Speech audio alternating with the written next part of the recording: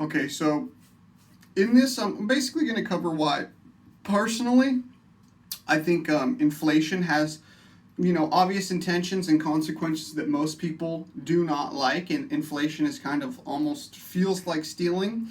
But I do want to bring up the fact that essentially what inflation is it's a tax. It is the price that is paid for not being the one who is issuing whatever that unit of value or perceived unit of value is to be. So it is essentially paying a tax to the person who actually has control of that currency system. Now, typically and historically, that has always been the ruling elite, which would be nowadays it's the political class, the modern political class, along with the banking class. And the one that's on top is actually the banking class. So the banking class sits below the whoever issues currency for that country. Now, I'm talking about the commercial banking class, essentially.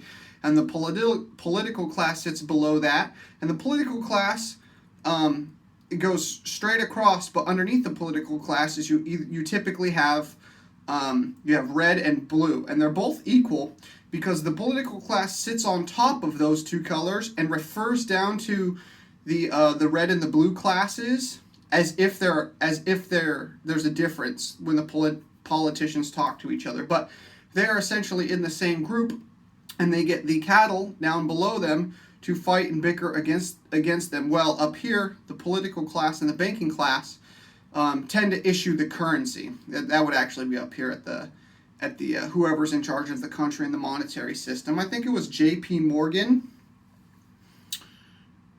No, I don't think it was actually J.P. Morgan. This would have been during like the founding of the U.S. This essentially says, give me whatever type of country ruling. What is it? The like the mechanism for ruling. Essentially, it doesn't matter what type of monarchy, like different type of like ways of ruling a population. He said, give it to me. It doesn't matter. Give me control of the money. That's all it takes. Essentially because it's incentive. So if you actually have control of the currency, you can shoot some of it over here as an incentive to grow and do whatever you want to oppose the force that's organically starting to form on the other side. You can always print wages. You can print the wages to get people to go do something that they might not typically do otherwise or believe in or think that should be done. But a lot of people tend to think, well, if there's a wage and a W-2 or a W-4 like paycheck for this thing, it must be good. It should exist because otherwise there wouldn't be money for it, right? But that's the difference between actually having a hard currency where it actually has to be coerced through trade. You have to get them to be willing non-violently to get the money and give them a service or product. And ultimately, capitalism is always born in poverty because somebody creates a certain amount of excess benefit for society, and and is able to provide a job for another person to do that same thing that provides a more value again, and then it slowly builds up from even like poverty standpoint naturally. And it always slowly progresses to a point to where there's so much regulation that essentially becomes about the only thing that's left is regulatory of everything. And a lot of people would consider that like, communism, essentially, where nobody really has what they want, but there's the only job that provides a higher standard of living is a more quote unquote like government job or communist type of a job where it is like working in certain things. Eventually the rest of society looks at your job, even if you're just working at like a local level. They consider your local little job political because you have to agree in order to have that job, even if people who know that you don't actually align with what you're enforcing. So in the end, whoever kind of controls the currency drives the bus in the long term to whatever end and direction it is. And ultimately, inflation is just a way of taxing something without actually being upfront or kind of open about it.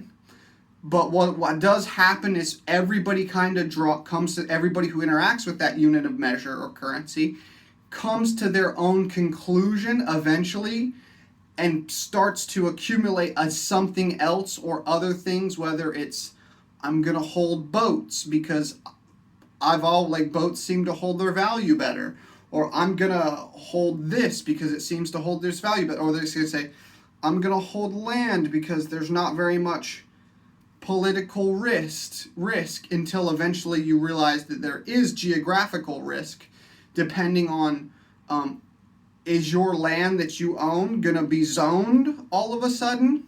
Now, we typically see this on rural outskirts of cities where people who own a good majority of land on the outskirts of the city, when primary interest rates go up, the city still has to expand. And when traditional business doesn't have access to capital because of primary interest rates going up to 6%, those cities and municipalities will begin to rezone and essentially grab things from private landowners at a cheaper discount, because first it can be rezoned, and then it can do whatever it needs to do to it. But that's essentially how like farmland and different things become now pulled into the cities or municipalities or towns' grasp as the population continues to grow. So anyways, inflation allows an increase in taxes because now there's bigger chunks of money having to be used to pay people and having to be used to purchase tools and materials and things like that. So because more has to be spent, more can be taxed. So it is a net benefit. It's just not going to benefit you, and it's not going to benefit me, right? It can benefit you if you're holding the proper thing that is inflating faster than other things. Now, most people would say, oh, real estate. But real estate is not inflating near as fast as these new styles of internet money. A whole new style of cloud databases, of open public ledger blockchains. Not closed private ones, but the world open consensus kinds, like your BTCs and your ETHs.